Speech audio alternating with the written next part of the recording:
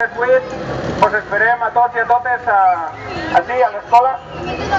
Porteu sopar i porteu ganes de xerrar i de divertir-se també, per què no? I demà vos esperem una altra vegada a les 5, com tots els dies fins a l'últim de maig. I com tots els dies també anem a fer-li una pitada de les més fortes possibles a la nostra estimada consellera Maria José Català.